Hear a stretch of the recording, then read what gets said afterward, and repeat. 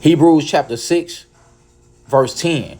And it reads, "For God is not unrighteous to forget your work and labor of love, which ye have showed towards his name, and that ye have ministered to the saints and do minister."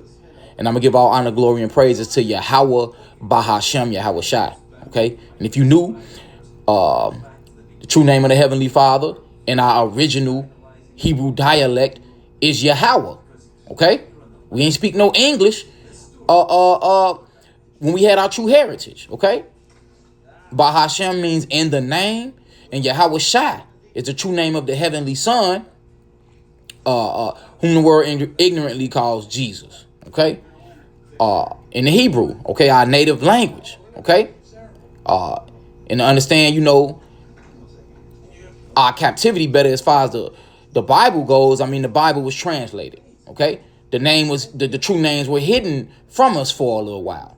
Okay? But as written in the scriptures, we would get it back in the last days. Okay? That's in Baruch chapter 2. You understand? But anyway, so verse 10, let's read it and go through it real quick, right? And it say, "For God is not unrighteous to forget your work and labor of love." So that's mainly talking about the men who do the work of the Lord, Yahweh Shai, who teach this gospel, who teach the truth, right? None of your works, nothing that you've taught is going unnoticed from on high. It's all registered on high, okay? Everything you taught is every single word you've spoken is all registered on high, right? Which ye have showed toward his name, and that ye have ministered to the saints. The saints are the Israelites. Psalms chapter 148, okay? And do minister. So, we here to do this work until we can't do it anymore. Point blank, period. Let me read verse 9 to go with that, right? But beloved, the beloved are the Israelites, man. In particular, the hopeful elect. We are persuaded better things of you, and things that accompany salvation. That's what we teach, right? So that's our labor of love, teaching this truth, teaching salvation to our people, because this is a real thing. This is not a joke or a game. The men of the Lord are not entertainers, though we does speak. So, right, with that being said, I want to talk about social media real quick. First of all, you got to understand, everything has a purpose to it. And the purpose is, in this kingdom, is usually never what you think it is. Right? Social media wasn't created really for a righteous purpose, okay? Or for a good purpose. You have to understand spiritual things to understand why. Social media was really created to cause a disconnect with people. You think you connecting, but you really disconnecting, right? This is an idolatrous kingdom we live in. Social media was created for people to be covetous, to covet after social status, right? To compare themselves to other people, right? And things of that nature. So when anything real is actually on social media, people can't perceive it. It's not what they're used to. Most people are putting on an act on social media, okay? And ain't no way in the hell, everybody lives in real life.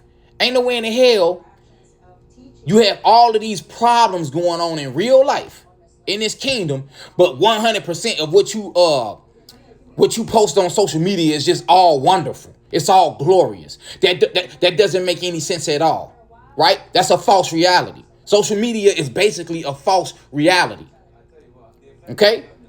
Especially for women, okay? I'm just being honest with you. It's just a place for women to go to get all the attention on them. Right? Men on social media, you really in the background. You don't realize it. You're really in the background. Unless you viewed as unless you somebody with a high social status. Right? Social media really not healthy. It's unhealthy. Right? So that's why the Lord has his true men on social media, whether it be YouTube, whether it be Facebook, Instagram, and whatnot, to bring some realism to social media. Okay? So through faith, we believe we in the last days. We wouldn't have been raised up if we wasn't. You understand? So I just wanted to get that point across, man. It's nothing more than that. And like I said, by now, if you're not coming in the true names of Yahweh, Yahweh Shai, you are not a true man of the Lord. Point blank, period. 100%. You are not a true man of the Lord. And I'm going to give all honor, glory, and praises to Yahweh, Bahashem, Yahweh Shai, Bahashem, Rakakwadash. Double honors to the true elder apostles who we learn the truth from. And peace, blessings, and salutations be unto the house of David, beginning with the 144,000 elect men and extending out to the rest of the 1/3, every man, woman, and child that will be delivered for salvation. And Lord willing, I'm going to catch y'all.